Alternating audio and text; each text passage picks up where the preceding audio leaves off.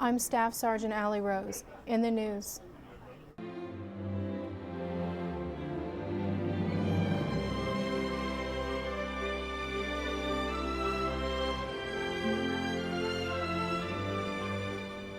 The Pentagon inducted Medal of Honor recipient Staff Sergeant Robert Miller to the Hall of Heroes Thursday in the Pentagon Auditorium.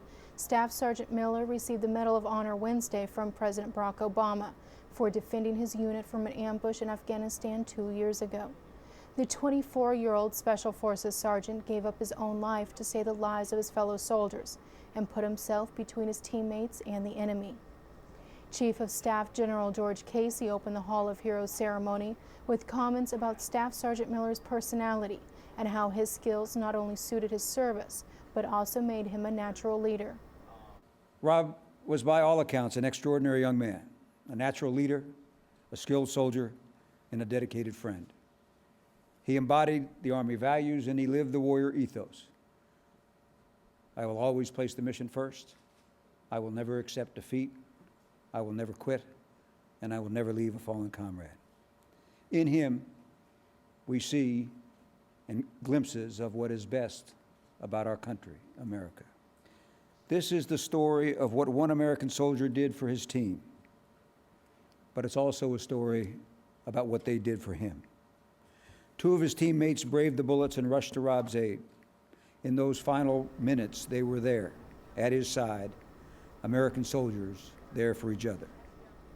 Secretary of Defense Robert Gates addressed the Miller family and commended them on their strength during their loss and said Staff Sergeant Miller would be proud of them. Mr. and Mrs. Miller, just as you are proud of Rob, I know he would be extraordinarily proud of you and all of his brothers and sisters who've joined us today. The Medal of Honor was first authorized by President Lincoln in the early days of the Civil War, when our nation was beginning to write the bloodiest chapter in its history. Over the past century, it has gone only to the bravest of the brave, with fewer than 1,000 recipients out of the millions of Americans who have served in uniform during that time. The Medal of Honor is the highest military award a service member can receive for valor in action against a combatant force. And for the latest military news, signature programming, and more, head to PentagonChannel.mil, or you can check us out on Facebook, or even you can find us on Twitter. I'm Staff Sgt. Allie Rose with your Pentagon Channel News Update. Close air support is a life-saving asset downrange, making joint terminal attack controllers a hot commodity. Now, to keep these warfighters up to speed, training, especially with coalition partners, is key. Tech Sergeant Trevor Pedro takes us to Corsica, where partners are honing their skills and calling in the fast movers. The mountains on the French island of Corsica provide the perfect setting for Serpentex 2010. It's a multinational exercise geared towards training Joint Terminal Attack Controllers, or JTACs.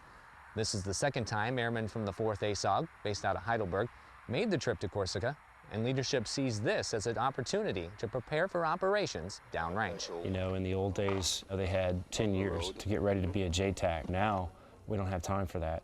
You know, we're in a counterinsurgency fight, and close air support is one of the main missions. Confirm, is that the target area? Yeah, this is the target area. You're taking someone who 3 years ago was just a civilian, and you're getting them ready to, start directing, a 500-pound bomb onto a target, which isn't so easy when everything around you is exploding. The 2-week exercise teams U.S. airmen with Italian, Belgian, and French forces, partners they'll join downrange in the coming months. Tech Sergeant Trevor Pedro, Solenzara, France. Now, airmen train in close air support, communications, and equipment familiarization during the annual exercise. And coming up ahead on Around the Services, a motivational speaker turns tragedy into triumph. But first, entry points. We go downrange to see how service members in Afghanistan are protecting their base.